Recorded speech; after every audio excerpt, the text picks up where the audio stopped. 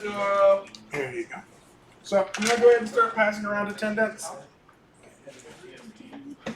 And I'm going to turn off the lights. I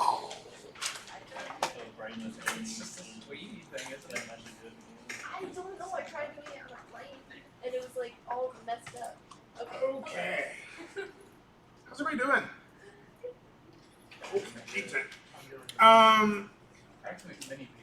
I'm going to go ahead and start recording. Actually, I've already started recording, apparently.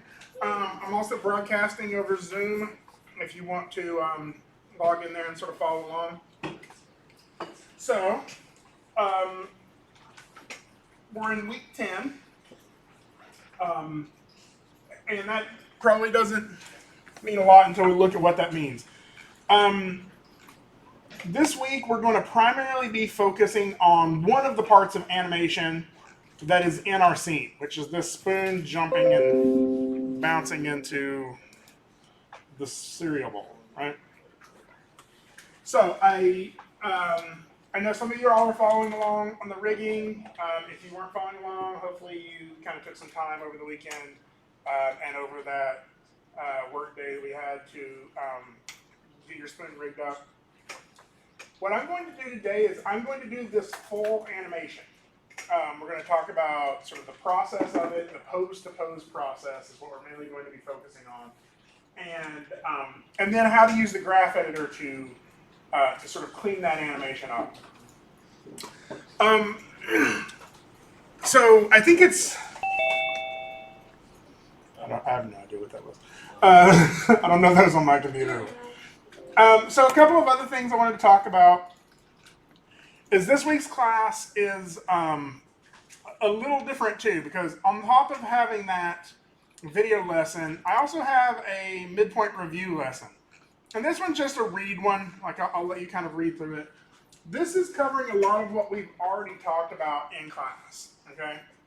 Which is the midpoint review class and the overall structure of digital media.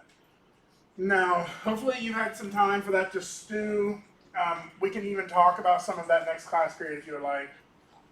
But what the discussion post is on this week is this talk here. I did that mainly because I didn't think that everybody would be able to get all of the animation done by Thursday night. So if you go back to your discussion post for this, basically what I'm asking you to do is to do a little research on digital media. Right? One of the things I have in here is the curriculum list, like all of the different classes that are required for different concentrations. Like, so here's the animation concentration. Here's the classes that are required. Right? Also, there's the course descriptions. If you're like, what is technical direction? Then you can read that and see what that is. And so I want you to sort of look at these things, read them, and your initial discussion post is easy. Just tell us what you think. Do you think you know your concentration you want to do? Like, why? Like, this is just your time to sort of get some thoughts out, right? These are some big considerations, some big decisions we're asking you to consider in your sophomore year. The more time I can give you in class to be thinking about that, the better. And so 2 comments on somebody else's post, just so like we can kind of get a conversation going about what what you're thinking about the concentrations. What's in your, like, it can be questions, it can be just general comments, anything that you have. Yes. Non-major. Okay, that's a good question. So you are, if you're a non-major, one of the things listed, that is not what I meant to do. One of the things listed under curriculum here should be DIGM minor. Is that what you are? Okay. So it is possible that some people are taking classes just electively, right? You're just taking it as a class. But if you're not a major and you want to sort of talk about the minor, then this would be the page for that, and it's just right there beside it. So, okay. Get back out of here. Oh, well, I guess I don't have to close it out. So again, what we're going to be doing today is we're going to be talking about animating that rig we created last class period. So let me go ahead and get mine set up. Open scene. I will set my project.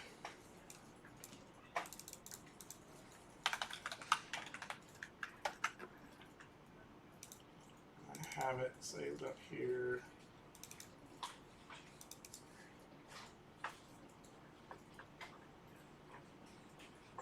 Find it really quick.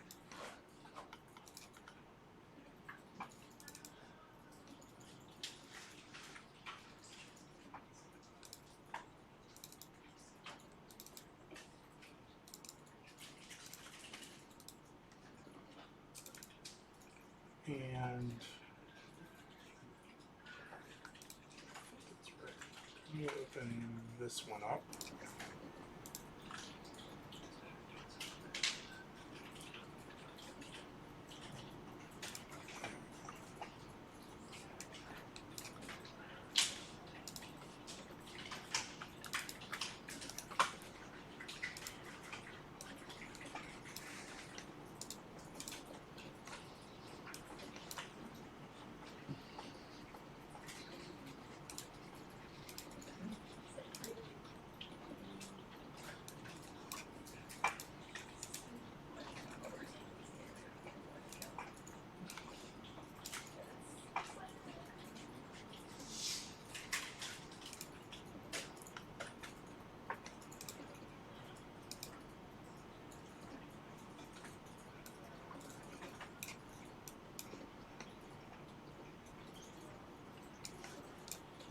Okay.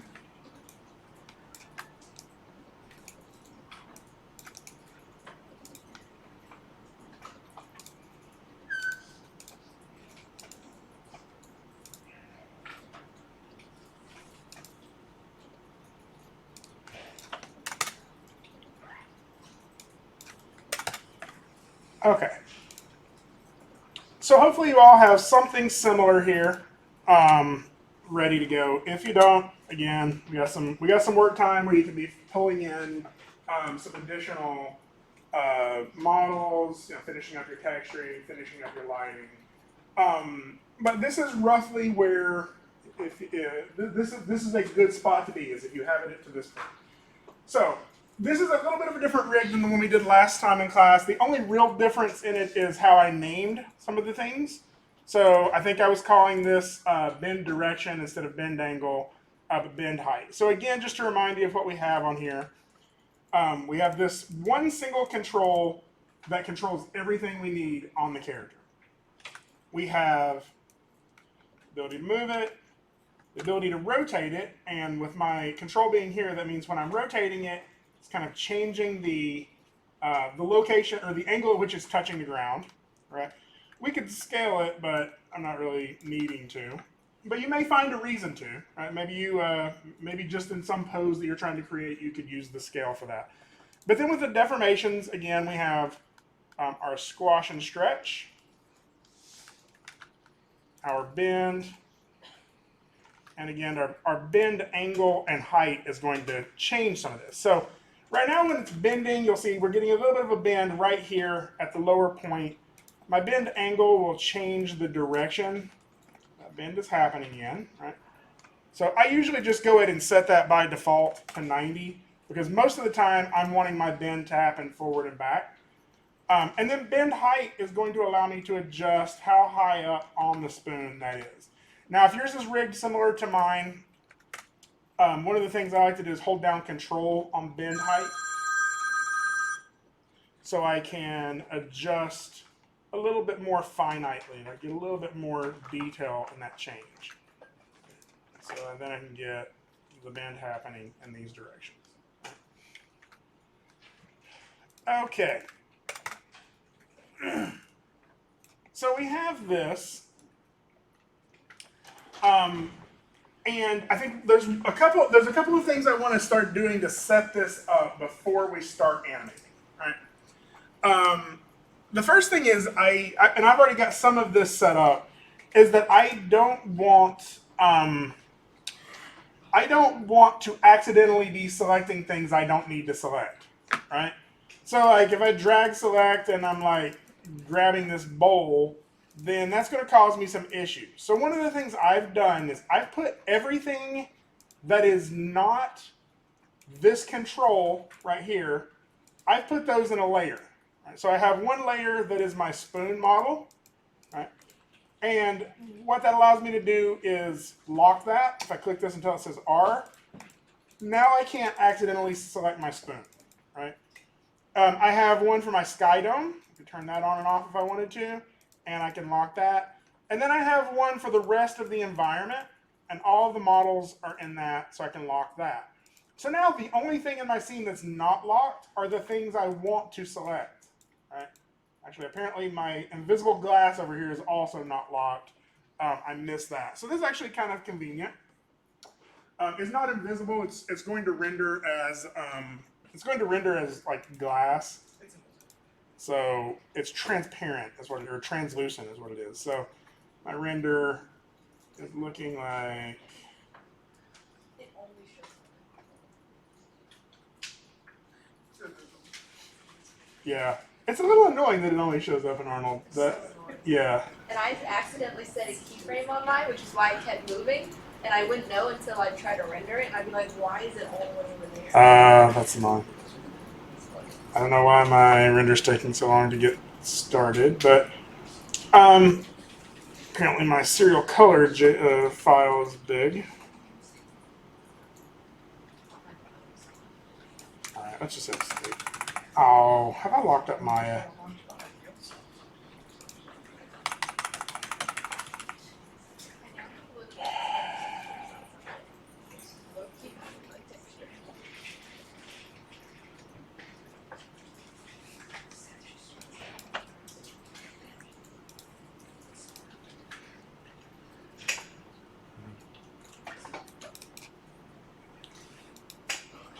I'm glad those people taking a tour left, because it's starting to look like I don't know what I'm doing.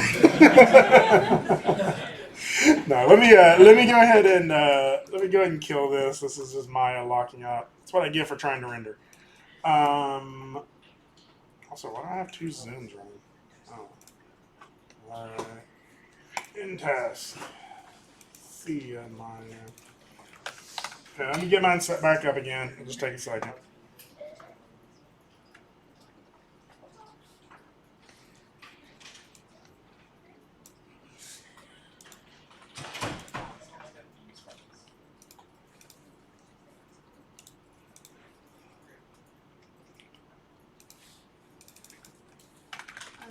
Whenever I right click to like change like to like object mode or something, it's not there. What's not there? I'm sorry. Give me 1 second. Oh.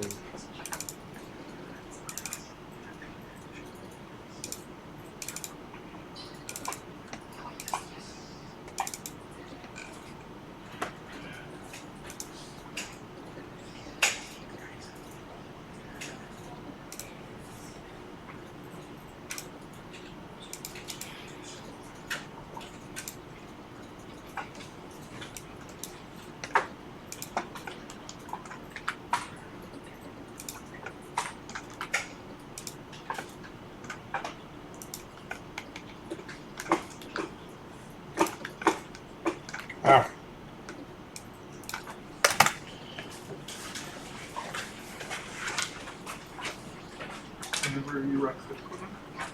Whenever I right click, it doesn't have switch from this to Are you selecting an actual object? or yeah, like whenever I select something, oh, those are Oh, locked. they're all locked. So that's fun. So I think you just have to be over top of a specific object or have it selected. So if we were out here over nothing, it's Yeah. not going to do this. So just got to get it selected first. Okay. So, where was I? All right, yeah. So I've locked everything. My spoon layer, my invisible cup over there. If for some reason you haven't locked this, or you already have a layer and you just want to add more stuff to it, again, all you have to do is select the layer, and with that object selected, I right-click and say Add Selected Object, and now I can't select it either, right? So again, the point of all of this is that when I'm selecting the spoon, I only want to select this one thing that I'm going to be animating. I can always undo this later. I can always take stuff out of layers. I can put this thing in its own layer later. Like lots of different things I can do to adjust how this works. But right now, this gives me the most amount of control for being able to quickly select the object I want to animate and start animating, right? This one's pretty much ready to go. So I'm going to save this scene, and we'll call it. This is just me, so I can, in case Maya crashes again.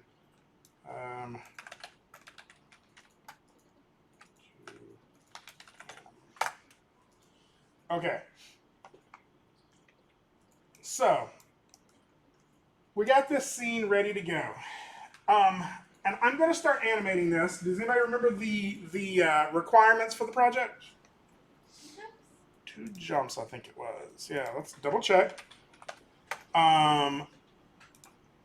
So we're at each issue. We'll go ahead and look in our class content. I think we assigned it week 7. So breakfast animation.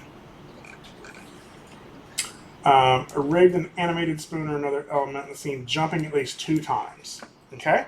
So just for safety's sake, I'm going to have mine jump 2 times on the table, and then I'm going to have it jump way up in the air and land in the bowl. Now, what you have yours do, completely up to you. I've been rigging the spoon, but you may decide you would rather rig the milk carton, or you would rather rig a candle you have on your desk. So, the spoon is pretty easy to sort of follow along with. So it seems like most people usually end up doing that. But once you do that, there's nothing that says you can't keep rigging other things and adding additional animation to it. So I always like to kind of pull this back to the 12 principles. So you remember those? We talked about them a while back. This long, exhaustive list. One of those 12 principles was called staging. You remember staging? So staging is really this step that we're at right now, which is I have an infinite number of choices on how I want to present this animation to the audience.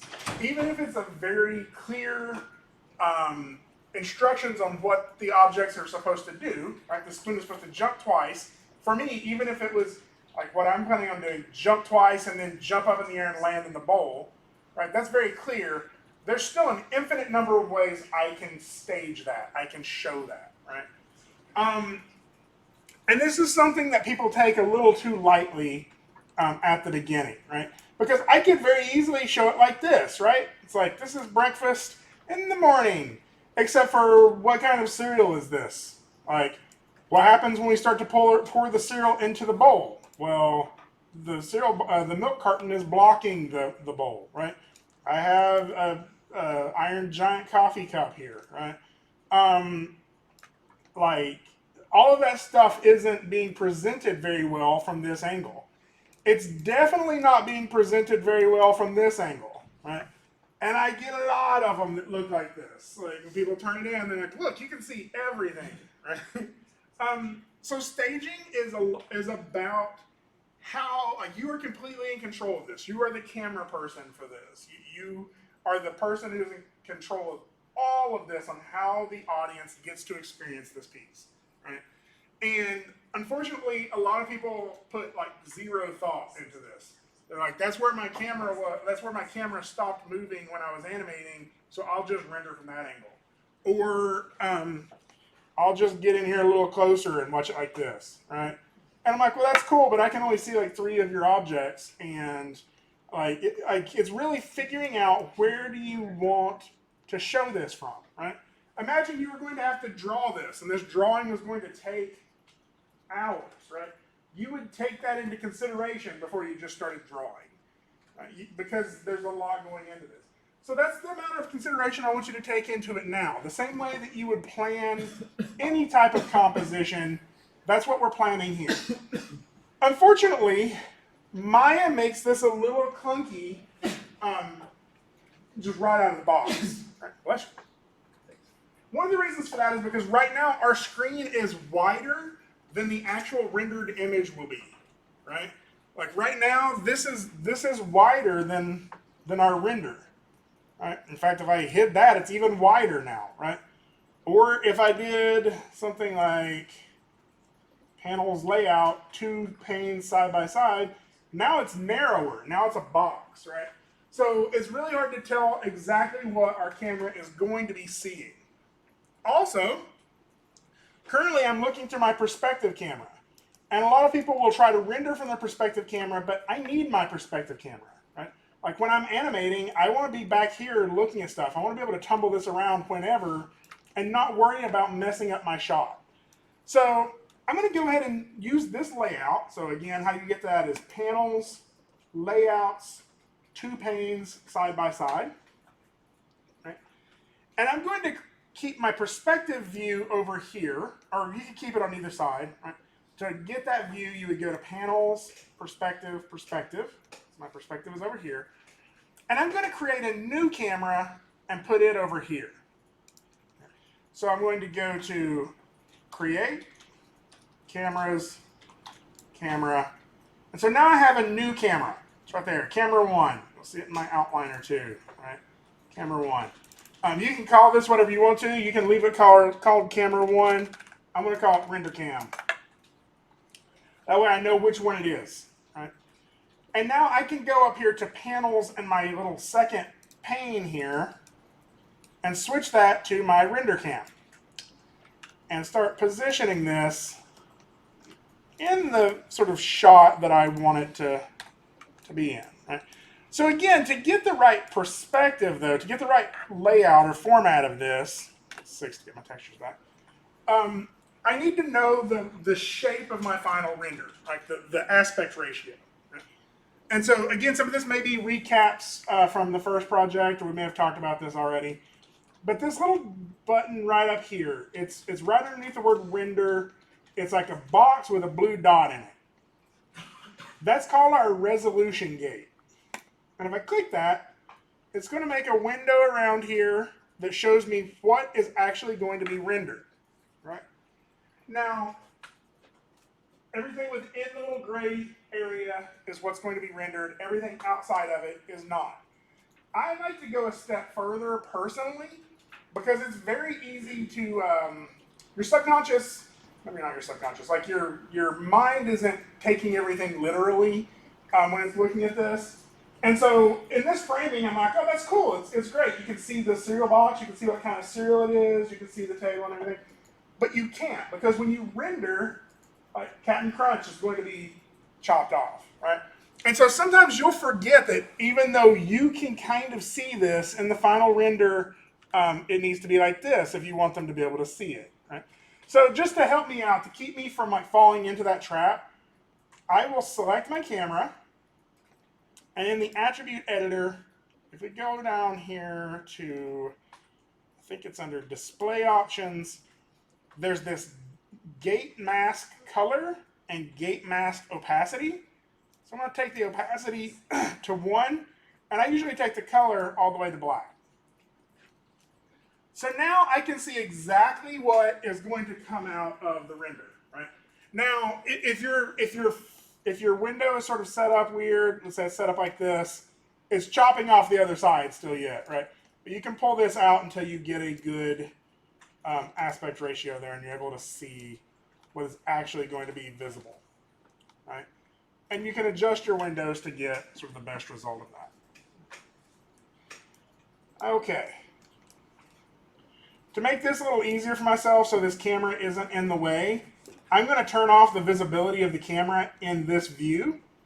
I can do that by going to Show, and I'm going to just uncheck cameras here. So in my perspective view, I won't be able to see any of those cameras.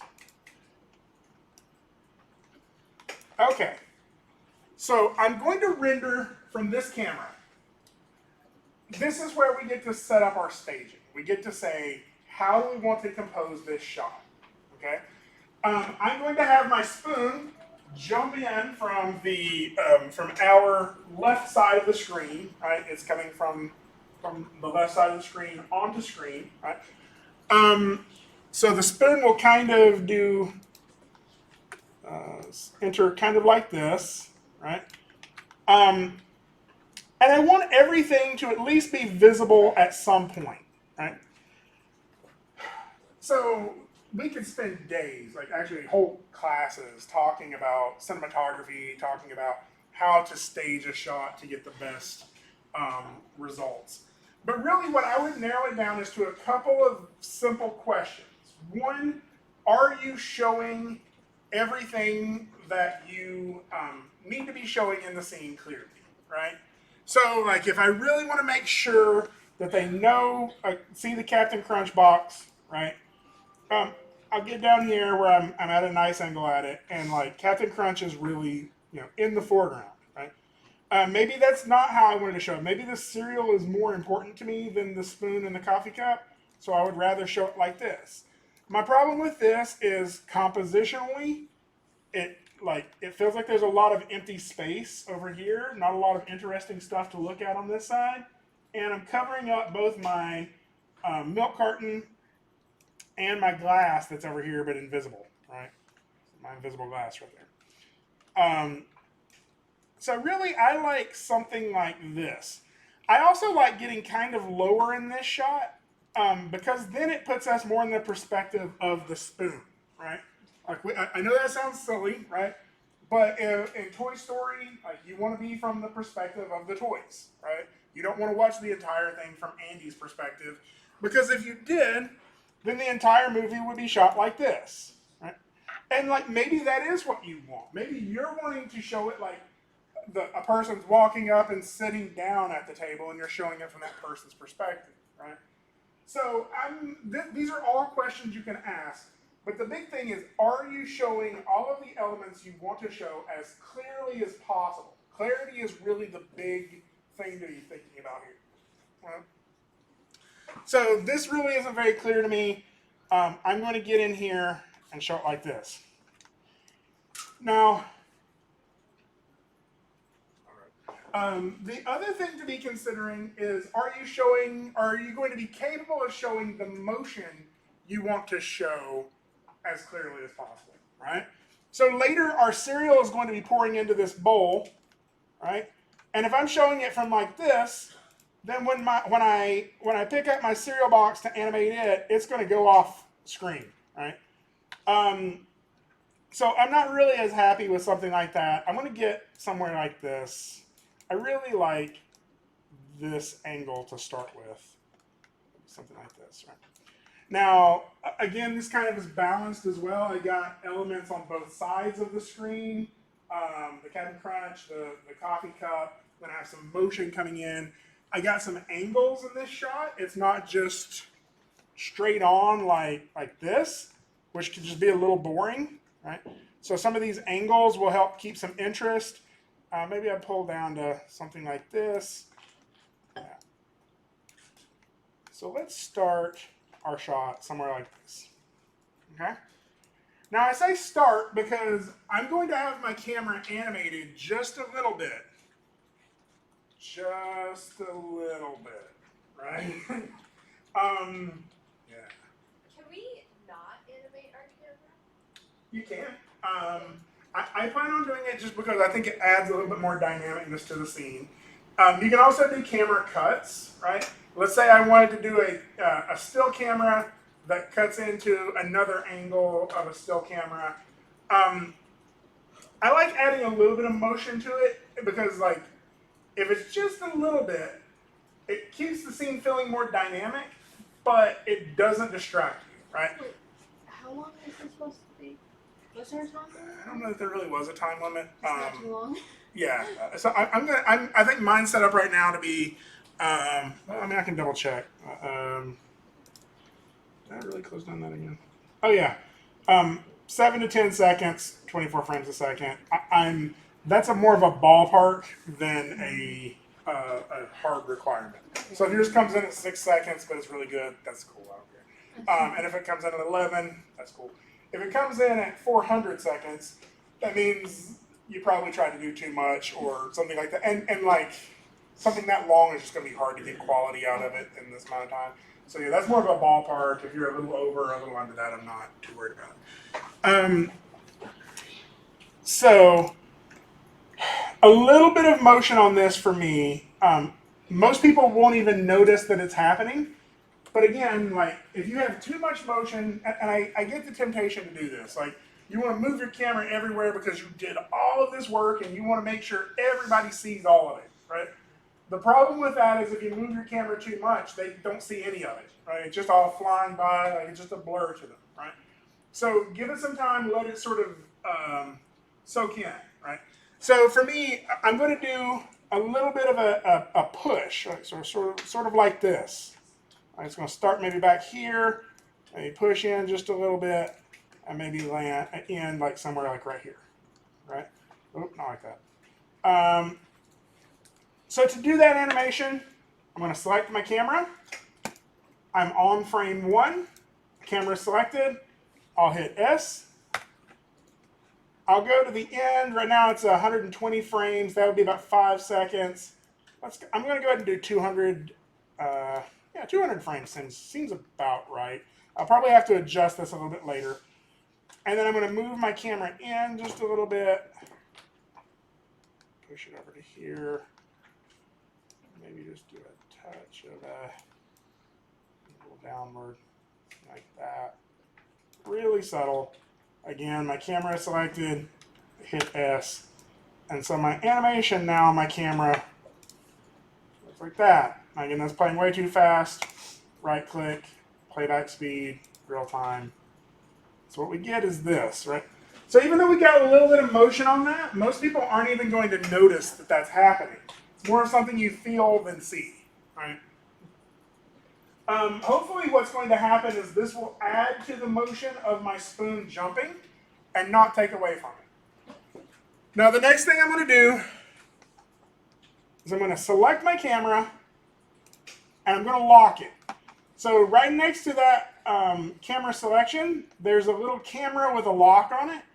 And when I click that, watch what happens to my translates and rotates over there in my channel box. So they all turn gray. Right? The cool part about that now is no matter how hard I try, I can't mess up my render cam. My render cam is locked there now, and I can just have that for forever. I don't have to worry about accidentally messing that up. I can always unlock it if I need to make changes to it, but this will just let me lock it so I don't accidentally mess it up. So I don't forget that that's the one I'm rendering from and start tumbling around in it and set a keyframe or something, right? Okay. Now I just went through a lot of camera work for something that doesn't have any animation in it yet. Why did I do that? Like, why did I do that first? That way. Because if you have your So that way you know the bounds that you're working in for your animations. The bounds I'm working in? What reason? pretty much, yeah. So that like you know what your thingy looks like. Yeah. Same thing. Yeah, just on that. Right. I mean, I guess also too, you can see really clearly if you don't like it, you know. Right. Once you start editing. Well, so I think that I can tumble around anywhere I want to in my perspective view, right? I can be like, I want to see what this looks like if it's bouncing from here. Is it bouncing in a straight line, or is it kind of going from side to side, right? I can do anything I want to from any of these angles, right? And I can make it look incredible from over here, right? But that's not what I'm sending to my audience, right? That's for me, right? This is my reference. What my audience is going to get is what I decide to render. And so that means if I set up this shot, I know that no matter how good it looks from somewhere else, or no matter what's working, no matter how accurate it is, right? If it doesn't look good here, it doesn't matter, right? Nobody's going to get my Maya files. I'm not going to send that out to them too, right? They're just going to get a video of what I chose to show them. And so that means the only thing that has to look excellent is what is coming out of here, right? And if my spoon is going to start jumping, sorry, let me lock that back. If my spoon is going to start jumping from off screen over here, right? Well, what's happening off screen doesn't have to be perfect, right? It's just what happens once it gets onto screen. Right? Once it gets right there, that's where it has to all start looking great. Now, I'm telling you this because I think that this is one of the most important elements of any type of creative art form, right? Is that art is a communication, right? I have something in my brain. I want to get it into your brain, right? The only way I have to do that is what I'm putting out here, my product, right? So if it's a logo, if it's an essay, if it's a song, right? All of those hours of work that go behind that, all of your research, all of that stuff is irrelevant if it's not showing up in the final piece. So we have to think about our output. We have to think about our audience and what they're going to see because they're 50% of that communication, right? And so this is what the audience gets. They don't get any of these other things. We don't send them your texture files, none of that stuff. They get that video, and what comes out of that has to look good, right? So starting from there means every step of the way, every step that I take from now until it's finished, I can see what they're going to see, right? I can see what I'm going to send to my audience, and use that to gauge if I'm telling the story, if I'm communicating the thing I wanted to communicate, right? So that was a long-winded way of me hopefully reinforcing that this is something you do early. This planning stage for your staging is something that you should pretty much do almost first. Right? I will reiterate that throughout your 4 years here. Often angrily when I realize you've been working on an animation for 3 weeks and you still haven't set up a camera. And I'm like, how do you even know what this should look like? Right? This is how you determine. This is what's going to go out. I need to make that look good. Right? So that's important because once we get into something like character animation, right? A character that's surprised and they're like, what? Right? And they go into this pose. Well, this pose reads completely differently to you than if you saw it from this angle, right? So establishing where your audience is going to see these poses are important. The last week's discussion was about pose. Right? And that's because our next step for creating this animation is just to start establishing poses for this spoon, or for this spoon's action. So, I got all this set up. I'm going to go ahead and file, increment and save, and get ready to start animating. So how this works now is I can tumble around in here wherever I want to. I can do whatever I want to over here. This is what my final animation is going to look like. So let's go ahead and get this sort of turned around 90 degrees. And I'm going to move it forward until it's almost at the edge. Yeah, right about there. Maybe go back just a touch more. Right? So this is my starting point for my animation. I want 2 jumps, right? And then I want one big jump up in the air and it lands in the bowl. Okay? We can add a little bit more stuff if we want to in between that. So earlier, if you were in here working on one of the work days, y'all were shooting all sorts of reference of jumping, right? And I know it's fun and like maybe seemed a little silly. What is it you said? Dylan, can you be a spoon? Was that what you said? Yeah, Right? he refused. He refused. That is a super important step, right? Now it doesn't mean that you all have to go out and pretend to be a spoon jumping, right? But looking at jumps is very, very helpful in this. Right? So let's look up, and trust me, there's tons of. I couldn't find one for a spoon, but that's Yeah. Well, and that's because spoons usually don't jump, right? But there we go. What a lag. So this has everything in it that we kind of need. Let's watch it on some slow speed. Playback speed, set it on like 0.25. So we have sort of a neutral. Right? So even though this guy is not a spoon, I mean, he's a spoon. So we're going to have like sort of neutral, right, into a squash, and that's where he's building up that energy to jump, right? From right there, if he just went flying up in the air, like from that pose, you would assume that the aliens got him with their tractor beam or something, right? He can't jump stiff-legged, right? He has to build up that energy for the jump. So we'll see him move into that pose. So we have sort of a neutral pose. We see him move into the anticipation down. Right? So that's where he's squashing down for that. Right? And so that's his building up the energy. That's the squash pose, right? Or the anticipation for the jump. Then he's going to push against the ground with the muscles in his legs. Right? Push. Well, I should do it just a touch. So we can pause it just in time. Right about there. Right? So that goes from squash to stretch. So we have three poses we have there. We have neutral, we have squash, we have that stretch to push off the ground, right?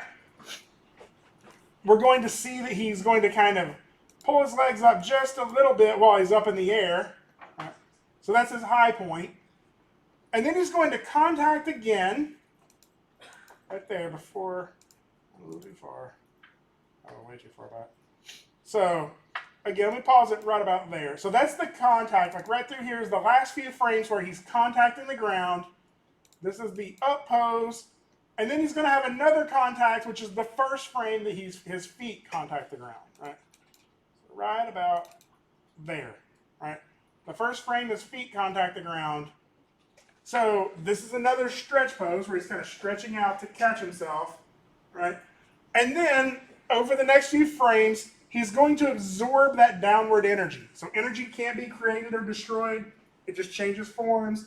In this case, you're getting a little bit of it lost to the friction on the ground. You're absorbing a little bit of it with your muscles. And you're redirecting it with your muscles, too. So remember the squash and stretch, that's all the squash and stretch was changing forces in their directions, right? Or redirecting a force. So as he sort of absorbs that weight with the muscles in his legs, that's another squash, and then he'll kind of go back to the neutral. Right? So if we look at this animation jump poses, we'll see lots of examples of this, right? Neutral, anticipation, the contact, up in the air, contact, sort of the squash again, the recovery, and then back to neutral. So this is important because what we're going to be doing now is the pose-to-pose animation process. Okay? So I know when we did the bouncing ball, I really wanted to show you just one channel at a time how to work on the graph editor. But the bouncing ball really had two poses possible, right? It was either stretched or it was squashed.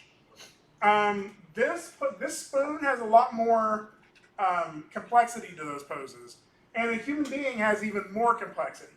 So again, I know that guy's not a spoon, I know this character is not a spoon, but the physics that allows this character to jump is the same physics that will allow your spoon to jump. Okay?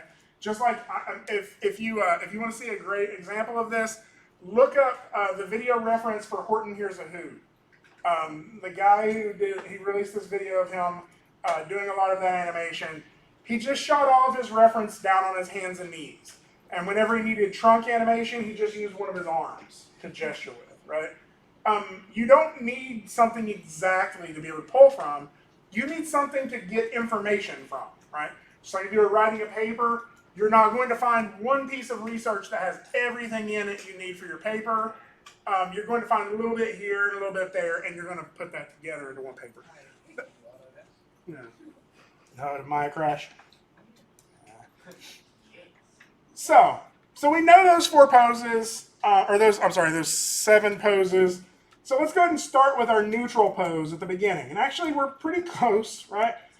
Just for me, I usually like to get my character a little bit away from the default pose, just from the very beginning. So I'm going to go ahead and add just a touch of bend backwards, right? So let me get this sort of set up here. I will get my bend angle set to, was it 90? I will bend my character backwards just a little bit. I'll raise my bend height up just a little bit. And that way I get this ability to get a little bit of bend on the head more than anything, right? So we'll start from there. Now, here's where all of our rigging paid off. I was able to get this character into that pose by only adjusting controls, or only adjusting values on this one control, right? And in fact, that's all I have selected right now. So in order to make sure that that is there forever, whenever I need to go back to that pose, what's the key that I hit? S. S, right? We're setting a keyframe. We're freezing that in time, right? We're saying that is our new pose, okay? S for set, or for set key, whatever. Okay, so the pose-to-pose process. Again, I know this is a little bit of revisiting concepts we already had, but how animation sort of works, or how it always worked in traditional animation, is, and you'll remember this is one of the 12 principles as well, is that a keyframe animator sets your main key poses, your most essential poses, and an in-betweener would go in and fix those for them, right? Or sort of transition in between them. So Maya is our in-betweener. We're going to work that same way. We are going to set all of our key poses and let Maya sort of transition them. And Maya's going to get close, but it's going to get a lot of it wrong. And then our next step after that is fixing the stuff that Maya got wrong. Right? So the thing I would want you to think about here is, for a little while, your animation is going to look bad. And that's okay. Right? That's part of the process. Trust the pose-to-pose process. This is how it should work. So I have my first pose. What's the next pose I should make? The jump. Well, the Squash, right? So maybe. Anybody have another pose that they would make next? So there is a possibility we could make our final pose, right? Which would be like, where does it end up at, right? So let me show you, like, there's not really a right or wrong answer to this, right? I think that the first thing is understanding you don't have to make these linearly. You don't have to make the first pose and then the second pose and then the third pose and the fourth. You can, but sometimes you need to sort of plan out your shot a little bit, right? Because I know I need to get 2 jumps and then a big jump into the bowl. So my very last pose is going to be the spoon in the bowl, right? So something basically like this, right? And I'm not saying do this one next, I'm just sort of showing you. So like, let's say it's basically this, right? Spoon in the bowl. And if I hit S on that, I can always delete that later, right? If I started with my first pose and my last pose, I know exactly where my animation is going to end up. I'll be honest though, this isn't necessarily what I would do. And maybe I would, but like right now, the problem with the first and last pose is that I'm not getting anything for free on this, right? Because if I wanted to see, like, what about when my character is standing right in front of the bowl before it jumps, right? Maybe that's like a third of the way back. If I scrub back in my timeline, a third of the way back looks like that, right? Which isn't necessarily helpful to me, right? So, like, my 2 cents is, although that's a good pose to have, right? If I just went ahead and deleted it so we didn't have it. What I'm going to do is I'm going to find out where the last pose is that the character is standing at the table, right? So if I were to, or standing on the table. So if I were to go to, say there on frame 100, right? Tumble around, that's about right, and hit S right there. Well, now I have a lot of stuff I could get for free in between, right? Like I could also see where it's going to be like at the halfway point on that jump, right? So I could do like that pose, this pose, and then maybe the pose where it's in the bowl, right? So rotating it forward again.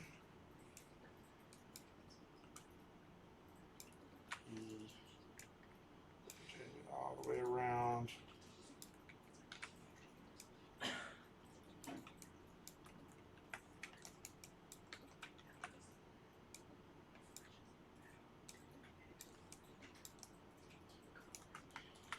Now, while you're animating, I want to talk to you about a few things. One, this kind of came up.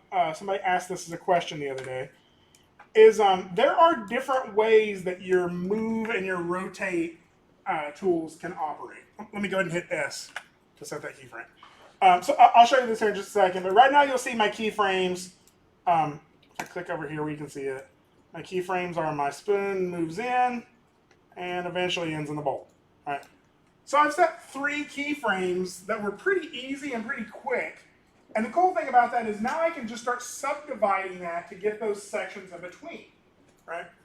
Now to go back to that move tool, some of you may have noticed my move handle is like the X moves it side to side in the world, right? And yours may not look like that. Your X handle may be pointing down the spoon. That's not a different way that you've rigged it. That is a different way that I have my settings set up for the move tools. So I'll show you this kind of quickly because this is a handy tool to have as you're posing.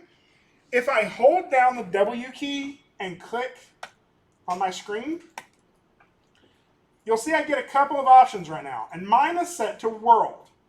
And so that means when I'm moving things, I'm moving it in relation to the world's X, Y, and Z axis, right? If I hold down that W key again and change that to object, you'll see now I could move it in relation to the object, right? And so those two things help you a little bit with how you're posing stuff. You could also do this with rotation. If you hold down E and click, you can change it to object or world. Usually, to me, object is the one that makes the most sense in terms of rotation, right? So that's one of the ways you can kind of adjust those two things. I'm going to go ahead and leave mine in world right now, just for you know. Okay. Now there's one more setting I'm going to change in Maya, just because to me this is annoying, is that if I hit play right now and watch this, Maya only lets me watch it in one of the windows, right? I want to see it in this one at the same time. Now if I stop at any given point in here, Maya will update this scene, but during playback it's only updating one scene. And so I usually go to Windows, Settings and Preferences, and I will change under, I think it's under Time Slider. Yeah, here it is. Under Time Slider, I will set this to Update View. Right now it's only set to Active. I will set this to All and hit Save. Now something else I sometimes do, just because I do so much in the keyframes down here, is you can change the height of that as well. So the height of my time slider right now is set to 1x. I can set it to 2x, and it makes it taller, and it's a little easier to see your keyframes. So I want to do mine that way just because I like working that way. You don't have to. So now if I scrub, you'll see it updates in both viewports, which is much more convenient. And if I hit play, I can see roughly the animation. Now that jump into the bowl is super slow. In fact, that jump, those two jumps to get over to the bowl are pretty slow. Right? So I'm going to this is a pretty easy time when I can start adjusting my timing, right? So I have that one control selected. I can have this happen like maybe over 50 frames. And then this second jump could happen much faster, right? And so now my timing on this feels like this. So I don't know yet. I'm going to adjust around with this as I go, but this is where we address the principle of timing, right? Is by shifting those keys around to get them in the right spot. Okay, so we got 3 keyframes. They were pretty easy to set. Let's see if there's any other quick, easy ones we could do. So I know that I want to do a jump from there, like 2 jumps. It's going to jump to about like here and then there. Right? Now, something I could consider is I could make it one big jump and one smaller jump, right? Or I could make it 2 evenly spaced jumps. I'm probably going to do one bigger jump and one smaller jump. But I'm going to make them timed roughly the same. So I'll go about halfway in between here, move my spoon forward, and hit S there. Now, I usually like to work with auto key on, and so I'm going to go ahead and turn on auto key, which is down here in the bottom. And so now I got sort of that pose and that pose.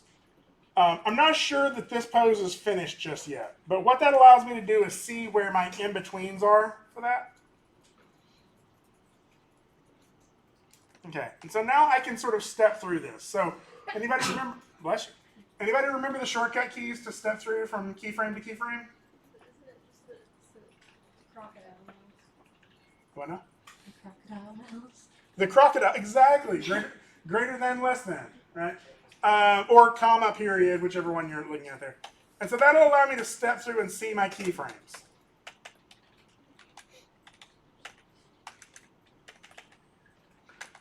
So, all right, I want to do a squash pose, even though it's off screen right now.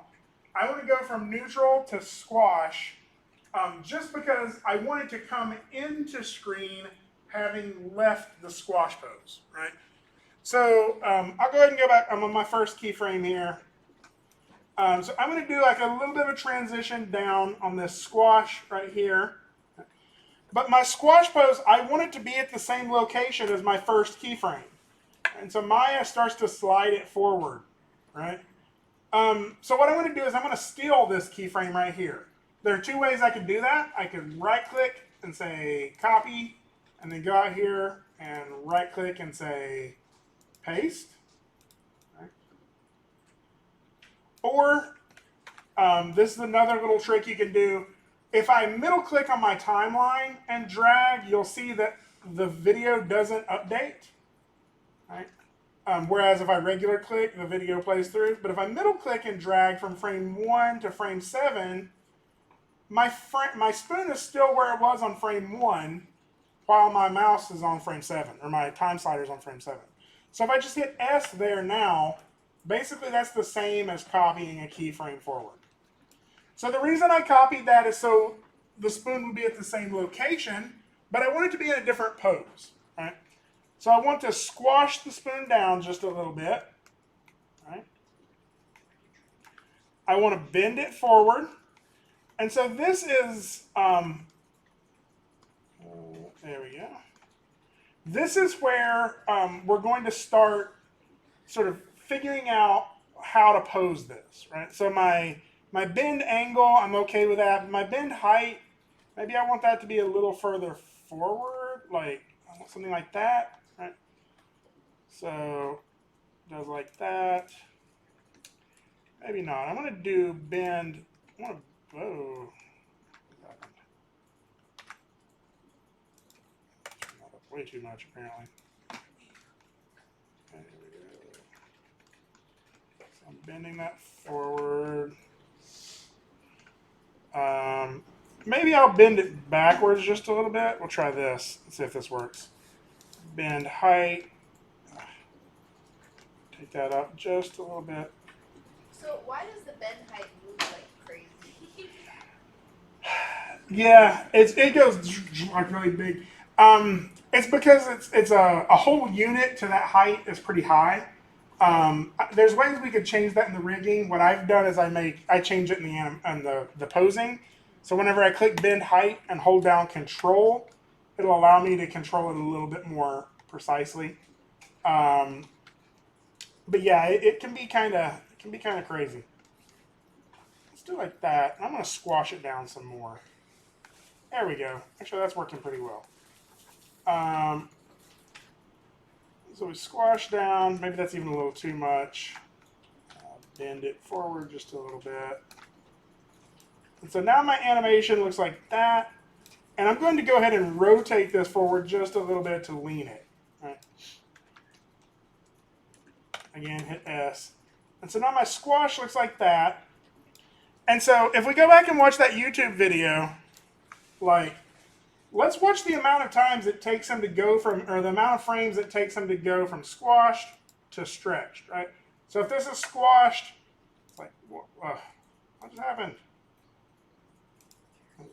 So we got maybe 1, 2, so maybe 2 or 3 frames, right? It's a really quick push off. And if you think about that, that makes sense, right? Like when you're going to jump, you want to push hard and fast, right? Because if you push slow and easy, and you just kind of stand back up, right? Yeah, you have to push hard enough to get your weight up off the ground. Yes. I've been trying to fix it on my own for like 10 minutes, but I just kind of do my scenarios. It's like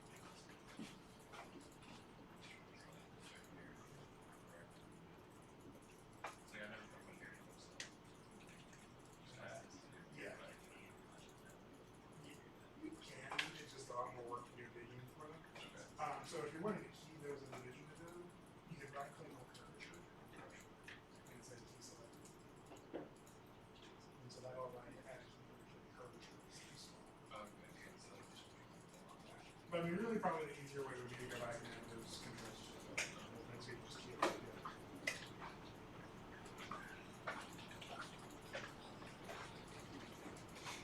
there. Okay.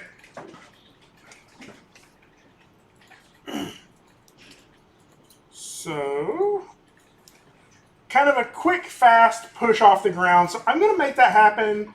I'm going to try it over like 2 frames. Okay? So I have a good starting point here. I'm just going to go forward with this pose about 2 frames from here. So I'll copy that and paste it like on frame 9. Paste. Because, wait. Paste, paste. So now I have that key holding for 2 frames, and really what I'm going to do is push off the ground by stretching my character back out.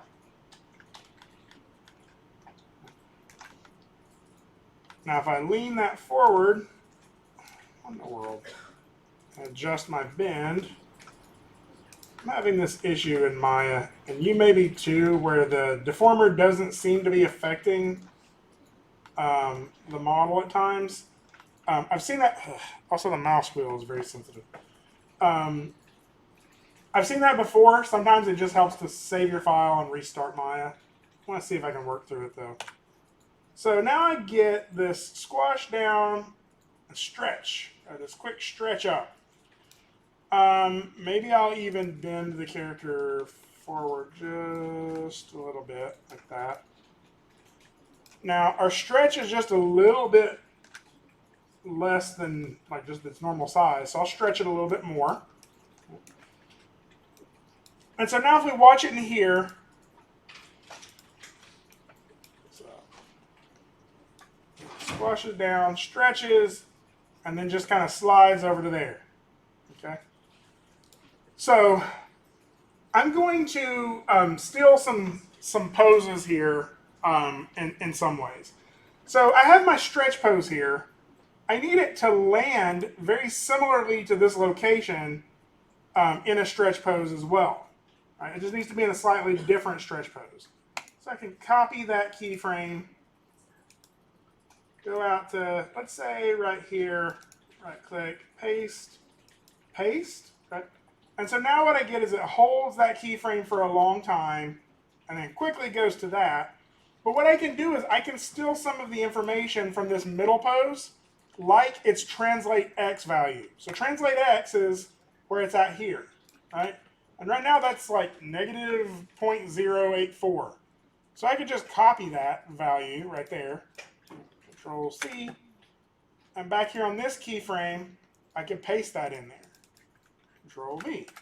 And so now they're in the same location, right? You get the stretch, you get a stretch over here, and I can just angle it in a different direction now, like this.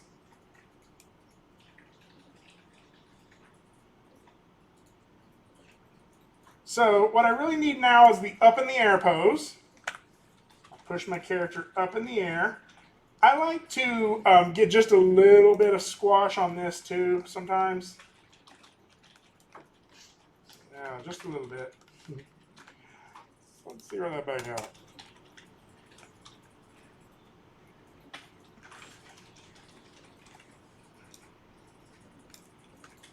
Is there a way to, I mean, I know you can just kind of like use the middle mouse button to like slide it, but is there actually a way to edit that channel so that the values, like, if you did scale it, like make the max 20, but it would only like,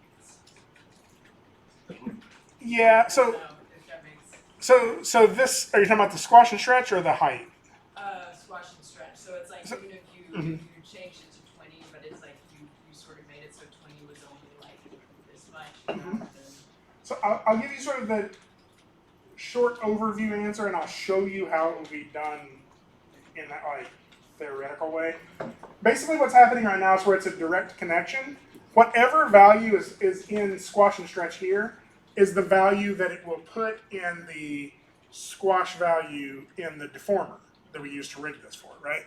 So let's say you wanted a little bit more precision in that, and what you wanted is instead of like when you scale, if you wanted when you scale your squash value here to 1, it only puts the squash and stretch on the deformer to 0.1 or 0.5 or something. Then you have to do some math. Okay. And the way you would do math connections is not with the connection editor. You would use the node view. So, is anybody in the game design class? So, you know, in the game design class, you use Blueprint for stuff. So, where this is at is under, I think, right there, node editor, right? And it's kind of confusing, but basically, if I, let's see if I can map this the other way.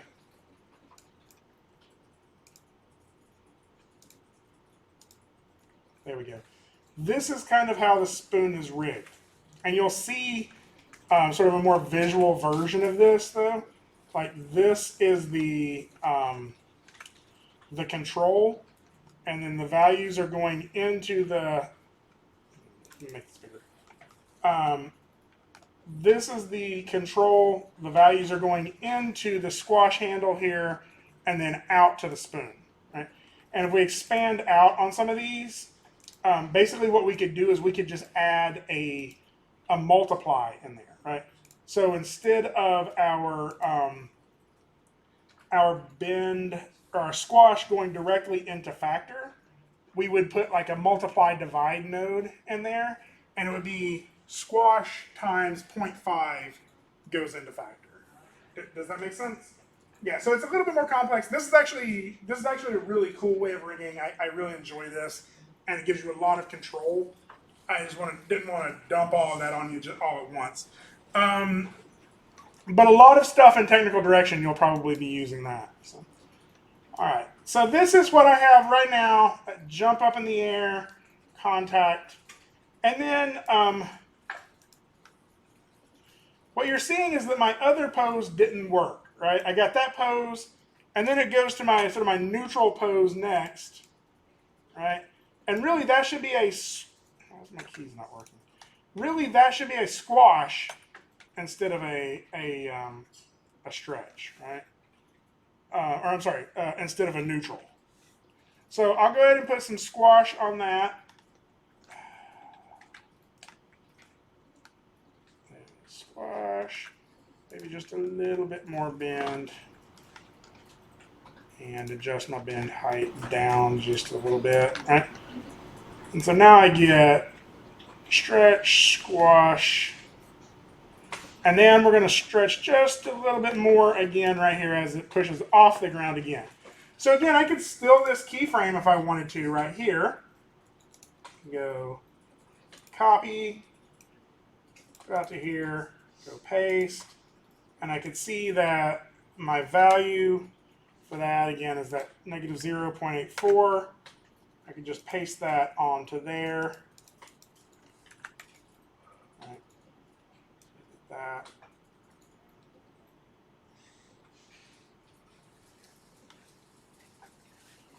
And then I need that pose one more time. Copy, like probably right about here. Paste, paste. And I'll copy the translate y value from there, which is 0.5. And I would angle that backwards just a little bit. See, that is, my deformer is messing up right now. I don't know why that's doing that. So my animation is not going to look exactly right. Let me go ahead and save this really quick. I'll increment and save. Close Maya and reopen it. See if that fixes it.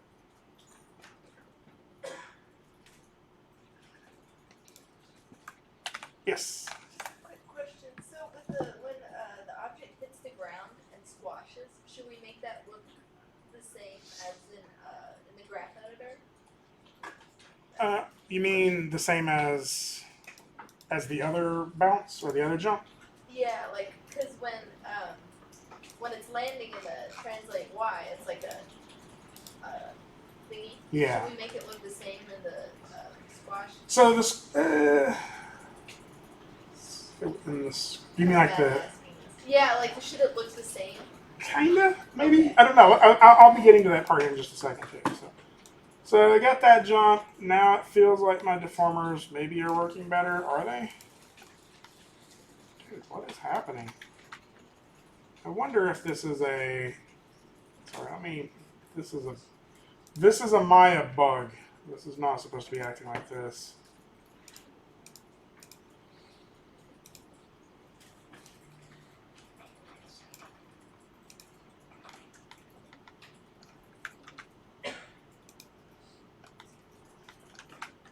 Okay. I don't know if I think that this is one way that you can possibly fix this if yours is doing the same thing, where it doesn't seem like your deformer is deforming the object at all times. It probably still is. It's just how it's being displayed in your viewport. So one of the issues may be, and this is just a Maya bug. This isn't something you're doing wrong. So go to Windows, Settings and Preferences, Preferences, and under the Animation tab here, try setting your evaluation node to DG instead of parallel. It seems like parallel is faster, but DG seems like it gets a little bit more graphical errors. So we've had some issues with Photoshop and a couple of other programs in here that are graphics driver related. And so this is kind of weird to think about, but really what we're seeing in our viewport here is having to go through your graphics card, and if your graphics card isn't processing it right, sometimes it will show you stuff in there that's not true.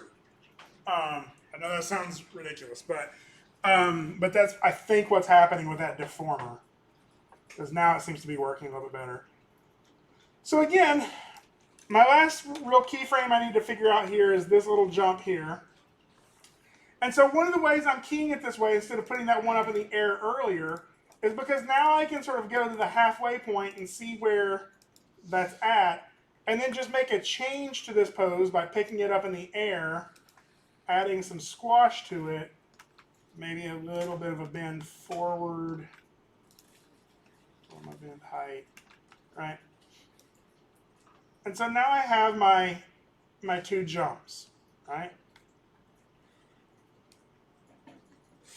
So,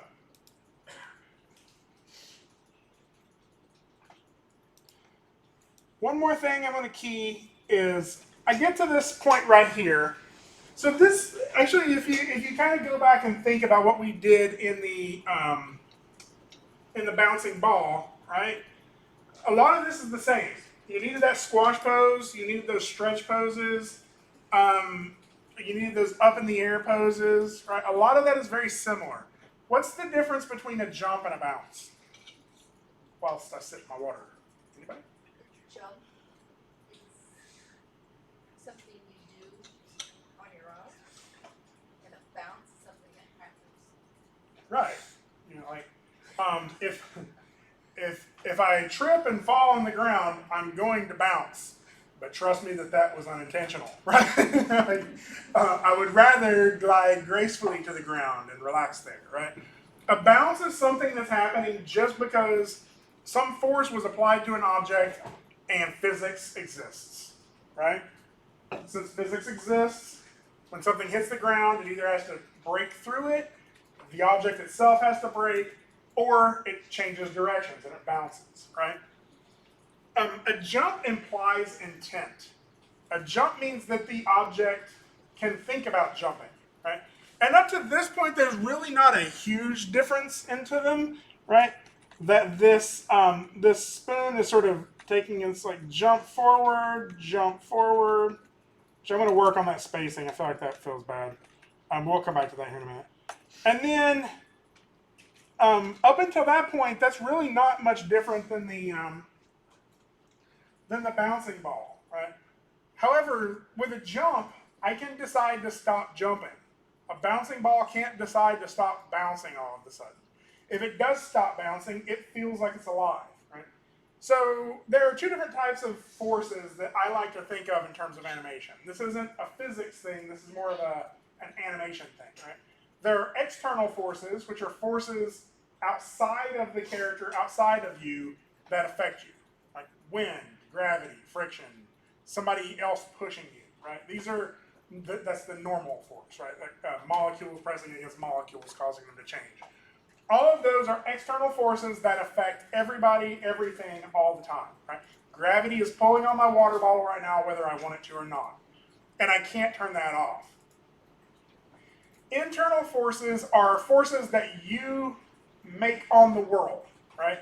Like you ate some Wheaties this morning, you have some energy in you, and for you to start moving, you have to use some of that energy to apply a force to the world to make that motion start happening, right? Those internal forces are what we use as animators to show that something is alive, right?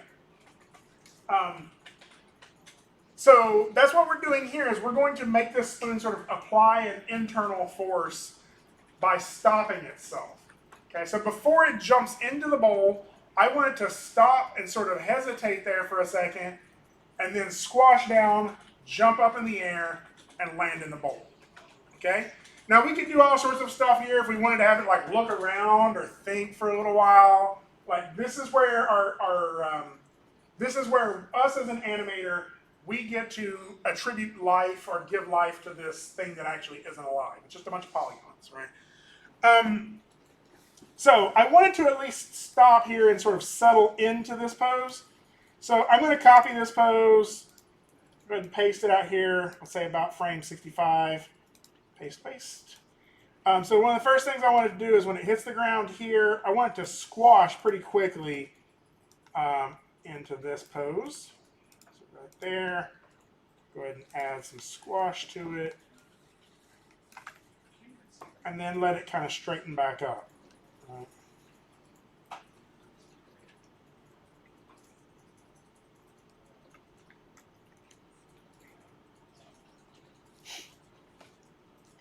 So if I watch that,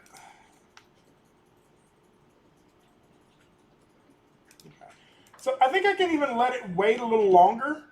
So I'm going to get a pose something like this, right? Let's go ahead and just move both of these way out here a little further for timing purposes, right?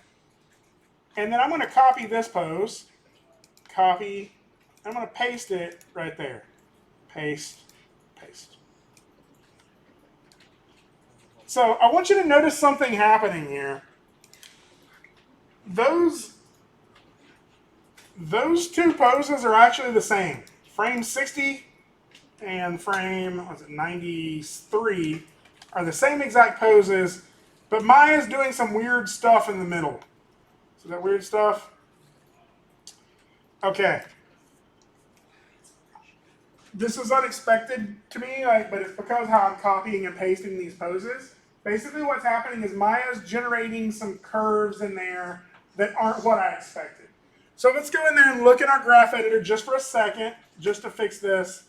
If I go to Windows, Animation Editor, Graph Editor, and open this up, you'll see that that's why that's happening, right? If you look at these rotation keys, even though all three of those keyframes are the same, the tangents are pointing like that, and so it's causing this like wobble to happen.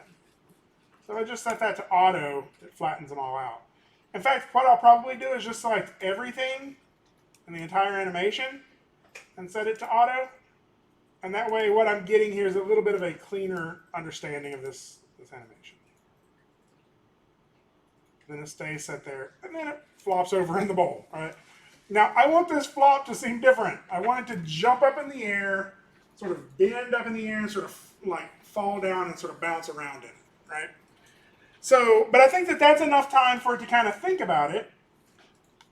But this brings up one more concept, which is from frame 60 to 93, it's exactly the same, right? Like, really, during that section of time, it feels like the spoon kind of dies. Right? So, in anime, and then it falls over after that. That's something that happens when we reuse the exact same pose. So animators have a phrase they use called a moving hold. Okay? So think of this. All of the living people around you that you see every day, you never see them completely stop moving, ever. Right? Even if they're asleep, they're still moving just a little bit, right? Maybe they're breathing, even to the point that like the fact that they have internal organs is causing like pulsations in their throat from like blood vessels and stuff like that. Like the skin is actually sort of wiggling a little bit. No, nothing ever stops moving until it's dead, right? I know. It's a little. I got a little. Let's think about the meaning of life here. Y'all just got through talking about existentialism in a class, right? Existence precedes essence. Life name. That means. So, so animators don't want that to feel like the animation pause, right? They want to keep it moving just a little bit. And so what we'll do is we'll create a pose that instead of being the exact same pose, especially if you look at it over here, look at it, nothing changes at all, right? Instead of being the exact same pose, I'll change it just a little bit on one of these. So maybe like 93, I'll lean it back a little bit like it's looking up at the cereal, right? And then maybe I'll also lean it forward just a little bit on that one so we get a little bit of a motion over time, right?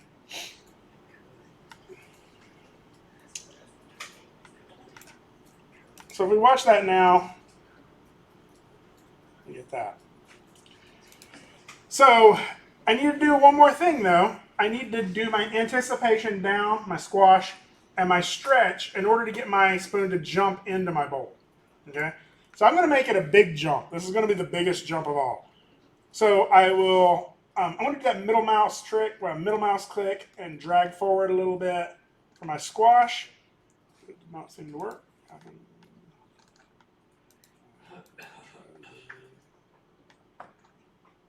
Okay, never mind. I'll copy that key pose and paste it right there.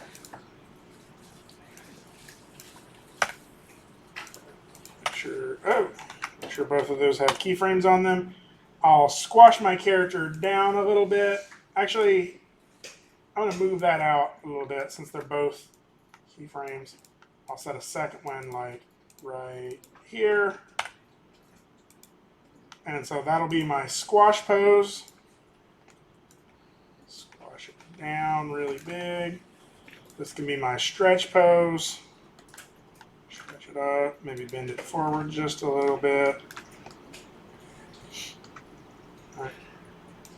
And then I want to go way up in the air for this middle section right through here. So maybe like right through here, way up in the air, That's beautiful.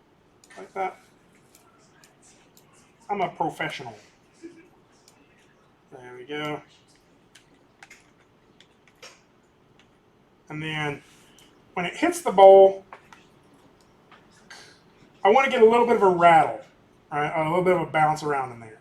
So maybe I'll put a few more keyframes in there, let that sort of slide into the bowl a little bit more. And then I'll just kind of have, like, it hits right there. Maybe I'll bounce it up just a little bit. Nope. Couldn't leave that one there. So bounce it up just a little bit. Same there. Just a little bit. So let's see how that looks. All right. So that's not bad. A couple of things in the pose. This pose is a little boring to me. Also, I haven't really hit S on everything because you'll see there's some things that are unkeyed. So I'm just going to go through here and make sure everything has a keyframe. So right here on this, I want to get a little bit of a bend. Nope. And I'll probably rotate it like this, and this, bend height.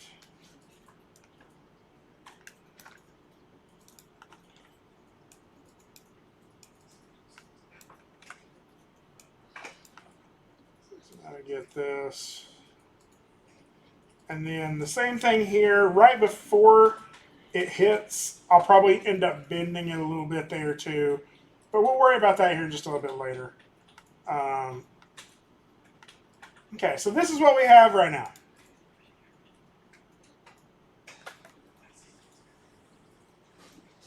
Okay. It could be a lot worse.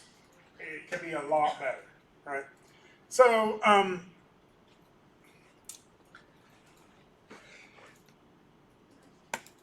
going to go ahead and save it. File, increment and save. So, complete honesty here. How many of you in the bouncing ball exercise, you already have a grade for it, I think. If not, you turned it in. Even if you didn't, you'll get a passing grade on it. How many of you didn't open the graph editor at all? Anybody? Complete honesty. How many of you hated that you had to open the graph editor though? You're like, oh man, I hate this thing, right? So, the graph editor is very frustrating to a lot of people because, like, this is kind of fun, right? This is like playing Legos or something. Like, you're just wiggling this character around like an action figure and getting to pose it. The problem with it is this isn't feeling right. And sometimes the reason it's not feeling right is not something I can really see with my eye because so many things are changing at the same time.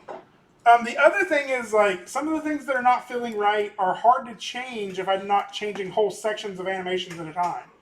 For example, I think this second jump right here is too big of a jump for the space that is covered. Right? Like, that's too big. So I could do a couple of things. I could either scale down how high it jumps and how much squash and stretch is in there, or I could make that second jump a little bigger by having the first jump land a little further back, right? Either of those changes are going to require me to edit like 6 or 7 different keyframes, right? So this is why the graph editor is really helpful. So I'm going to go ahead and edit the graph editor, or open up the graph editor in a way that you can see it here. I'm going to go to Panels, and then it's under Panels, and then Graph Editor. And so now my graph editor is sort of right here next to my render cam, right? And I can go through here one at a time and see what each of these channels are doing. Right? Now this is, I know that the graph editor doesn't feel intuitive, it doesn't feel fun. But I promise you it's an important part of this, right? And I know that even though you're struggling with it now, there will be a point in the future where you're not. And that's where this gets easier. Like animation is like really hard to make it look the way you want it to look until you make friends with a graph editor. So if you're not planning on going into animation, just sort of grin and bear it through this class and you'll never have to open the graph editor again. But if you're going into animation, like you gotta bury the hatchet with it. We gotta get comfortable with it. So that's what I'm going to do is I'm going to use this to make some pretty sweeping and pretty fine detail changes to this. So that first issue, and I'll show you why this is like such a good tool, is that first issue is that jump lands right there, and then the second jump goes to there, and that just doesn't feel like a big enough distance to be jumping that big, right? So what I'm going to do is I'm going to have it land a little further back. And I can do that really easily just by choosing my Translate X control, highlighting those keyframes, and then moving those down. Right? And so now it lands there instead of further forward. Let's see if that looks better. I think that second one still feels a little too big in terms of that stretch there, and probably even the amount of squash. But that's actually pretty easy to change too, right? I could go to this squash and stretch value here, and you can see how much squash I have there. Now to sort of zoom in on this a little bit better, if I grab these and hit F, you can see that a little bit better. So really the problem that's making this jump feel too big is that's a huge squash, and that's a huge stretch. Each of these are big keys, right? Or big changes.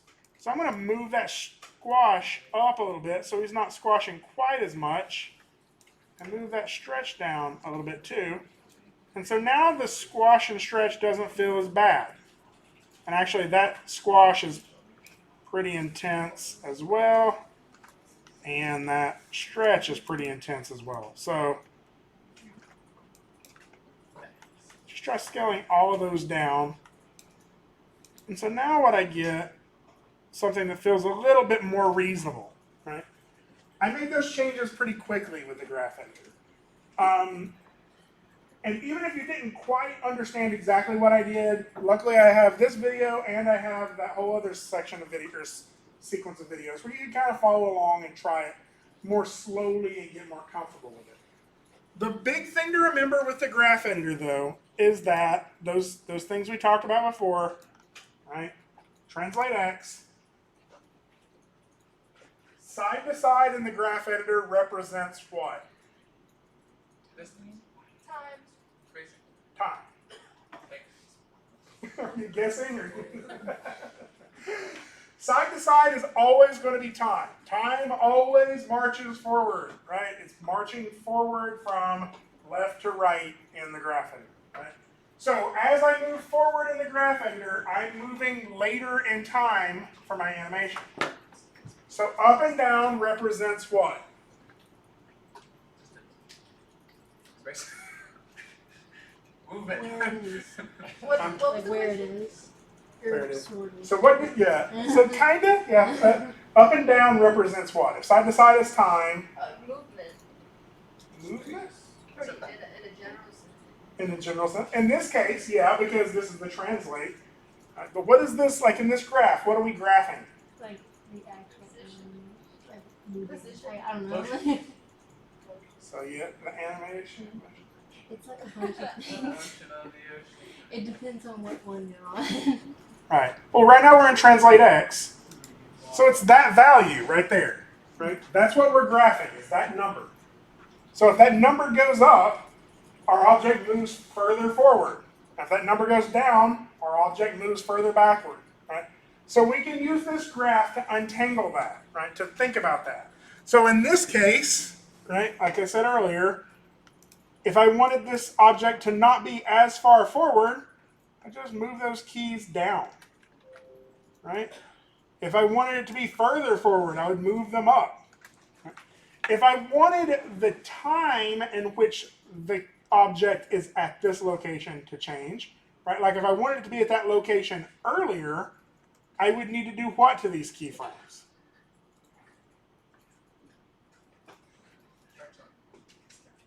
Hmm?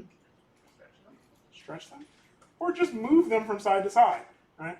If I wanted these to happen earlier, I just slide them from side to side. Now they're happening earlier. So is that going to make extra keyframes?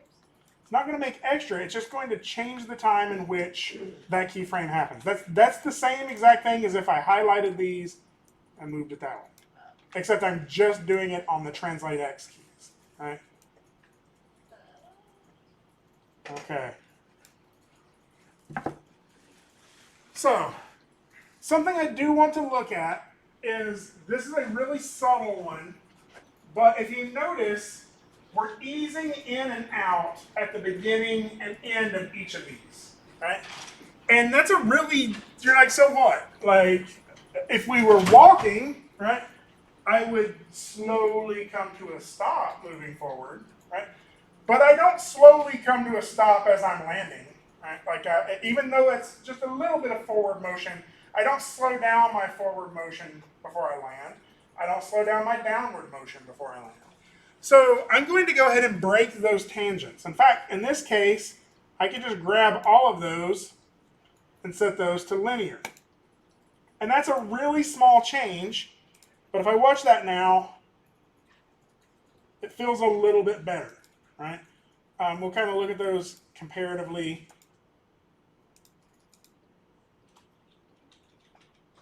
So you feel how that feels like it pops just a little bit or snaps just a little bit when it hits the ground now? So that is that motion that I wanted to edit. So the other thing we have going on in this is this jump here at the end, right? And it happens again. The object starts to move forward just a little bit and then moves forward a lot and then kind of comes back, right? And so I'll go ahead and just kind of change that a little bit and set both of those to linear as well. In fact, I may go ahead and break those. That way I can make that a little bit more of a bell curve. And then the rest of this, for the most part, I'm okay with because it makes sense, right? This long stretch where it's flat here, that's when my object is not, my spoon is not moving forward or back. It's standing there thinking, right? And so now hopefully, let's see if this looks a little bit better.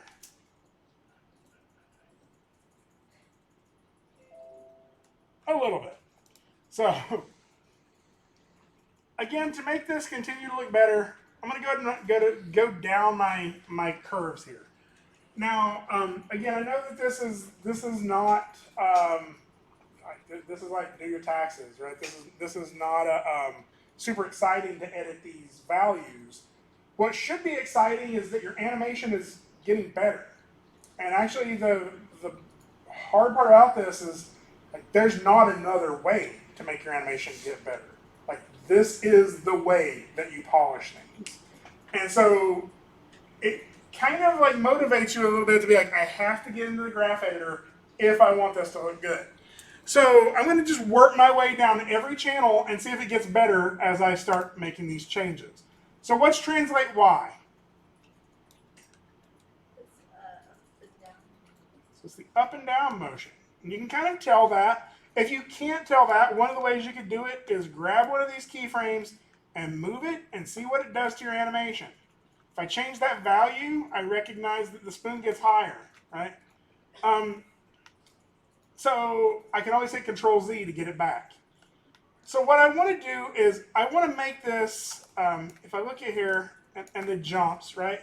Just like the bouncing ball did, it's easing out and easing in as it gets at the beginning and ends of those jumps. And again, you can't slow down as you get closer to the ground. Like you can't decelerate. Gravity is going to keep pulling at you until you reach terminal velocity or collide with something, right? The spoon is colliding with something, so we're going to change that by breaking that tangent, make it feel like it's colliding with it kind of harder.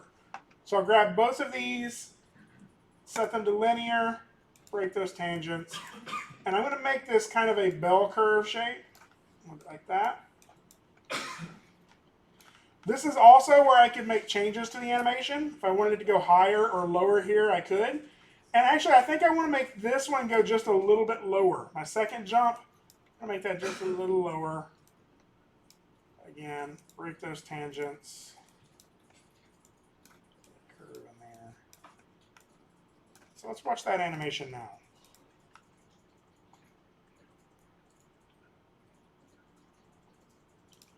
Okay, so that's looking better. I'll go ahead and break them here as well. In fact, I'll break all of these here. Now, I know that a lot of people are looking for like sort of quick answers on how to use the graph editor. And one of the things I've seen people try before is, oh, the answer is to select all the curves and just break them, right? And that's not what we're doing. We're breaking them strategically because the spoon is impacting the ground, right?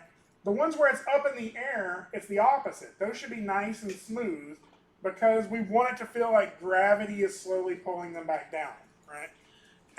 And so that's why I'm not just grabbing everything and breaking all of them, right? Like that is, if that were the solution to making every animation look better, Maya would just automatically do that, right? The solution is to figure out which one needs to feel like they're breaking. So this is that big jump up in the air, right? We'll see it kind of bounce way up there, and then it's going to come down and it's going to impact the bowl kind of hard and pop up off of it, and then kind of pop, right? So that's why I'm going through and kind of breaking these, maybe even making that one a little bit higher. So what I should have now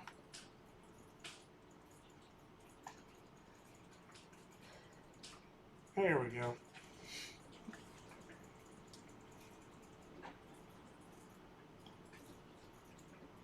Yes. Sorry. How many objects do we need in our scene again? I think that you had to model 3 additional objects to whatever was in the base scene. So we need a bowl and a cereal box and a spoon, but a minimum of 3 new objects. You can model as many as you want though, if you're having fun with the modeling part. Okay, so I'm going to do a couple of other small things in here. Like I'm going to look at my rotation channels.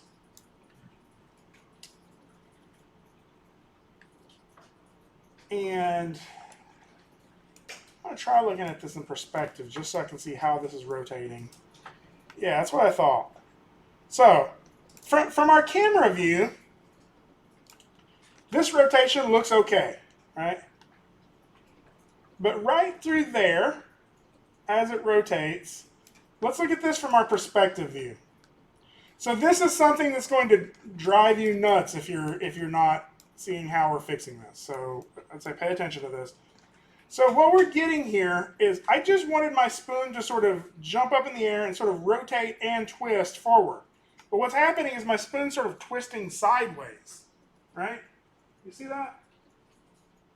That's kind of hard to see in that angle, but okay. So this gets a little bit more theoretical here, so bear with me as we talk about this. Rotation, right? If I'm standing here facing you right now, right? If I wanted to turn around and face the wall, how should I do that? With your feet? Intuitively, right? I just rotate in this one axis until I'm pointing at the wall, right? I rotate 180 degrees in my y-axis until I'm pointing at the wall. Is that the only way that I could get to that pose? You could jump. I could jump. But rotation-wise, I could also lay down in the floor on my side, roll over onto my other side, and then stand back up, and then I would be pointing at the wall too, right? We'll need a physical example of that. You think so? In fact, there's an infinite number of ways I could get to that position. I could also rotate in a circle 500 times and end up here, right?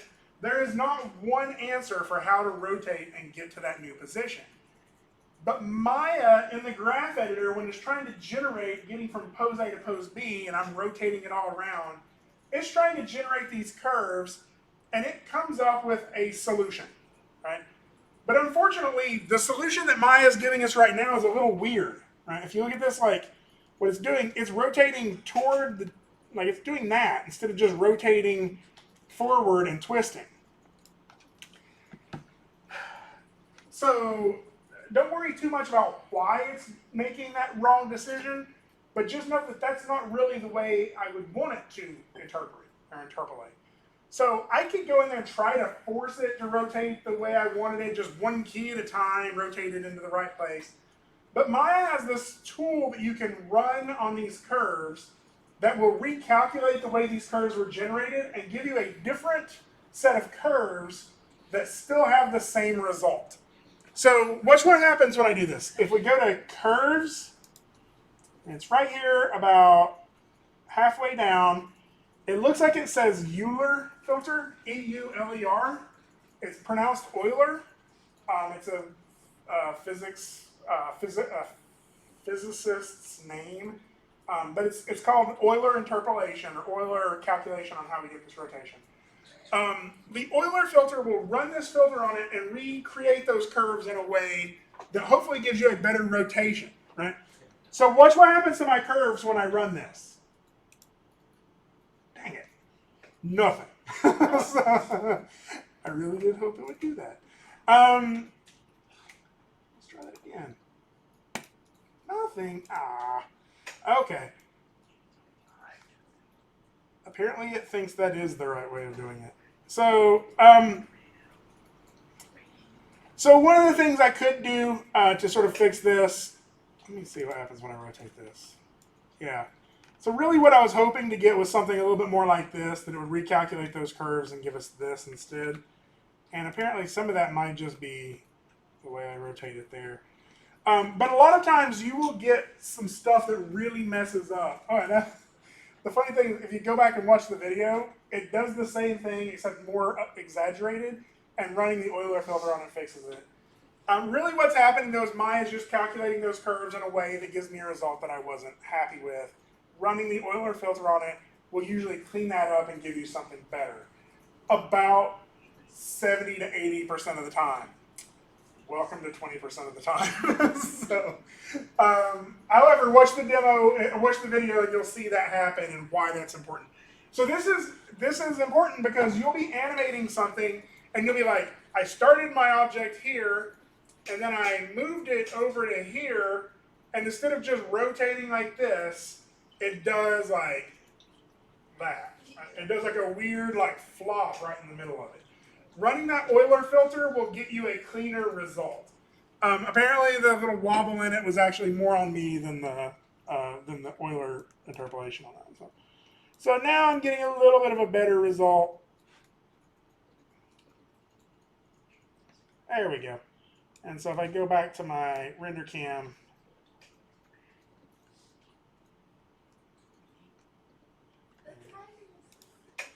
is the timing filling off? No, it feels great. So one little thing I'll do is I like to do a little bitty exaggeration thing in here. So I mean, if I have, it will be boring for you to watch, but for me, what I would do is I would go through here and look at each of these and fix them where I can. So like right there is a little spot. It's like, why is it doing that? I would set that to auto. Maybe through here, this is my bend. So if I want my bend to sort of, work a little differently. But one of the things I like to do is, I'm sorry, I'm trying to talk about two things at once. So what you'll usually do is go through every curve and make sure everything is working the way you want it to work, right? And I know that sounds like tedious, but a lot of them you're just going to be checking on them and being like this one here, our bend angle didn't really change at all. Our bend height changed a little bit. Maybe we could look here and see if that is even necessary there or something. Maybe some of that will clean up some little wobbles in there. But one more thing I would like to do on mine is right here, right before I hit the bowl, right? One frame before it. Like sometimes you just want to add a little bit of something extra, right? And so I'm going to add just a little bit of drag on this, which is overlapping action, right? I want it to look like it's dragging back or curling backwards as it's falling. That way, when it hits the bowl, I can get that flip to it, right? So one frame before it hits, I'm going to sort of drag that bend back just a little bit, something like that. Maybe my bend height. And I'm not really even going to set a key on everything, just on those two things, because this is a small detail I want to add.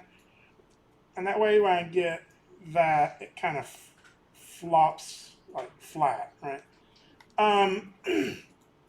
Another thing I could do is like right here, I could rotate this just a little bit forward and add a little bit of bend in the other direction. Oh. Not quite so much. Right. So it's a really subtle detail, but something like that maybe will help a little bit. Okay. There's one more thing I want to fix on this before I'm pretty much done with the spoon animation. And that's I want to revisit my staging, right? Because I've got animation in here now, and some of my staging now doesn't work as well, right? If you look here, my spoon jumps all the way out of frame, right? So I'm going to unlock my camera, select it, and maybe like right here, I'll pull up just a little bit. Oh no, that's the wrong frame. Pull up just a little bit. There, I'll pull up.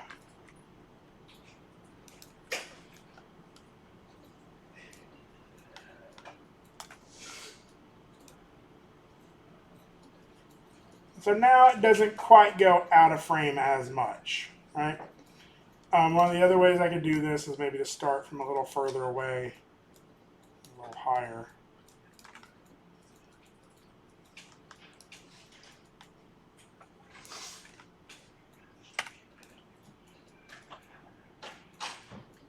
There we go. The last thing I could do is our spoon's pose is also part of staging. So I can always decide that I don't want to take it up quite that high, right? If I wanted to go back to my graph editor, I could always go in here to my translate Y and decide to pull that back just a little bit so it always stays in frame, right?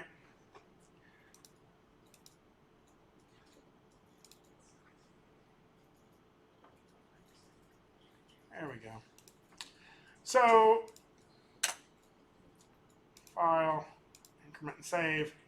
Last thing I'm going to do, I'll go ahead and turn off my NURBS curve just so you can see roughly what this is going to look like. There we go. Okay, questions?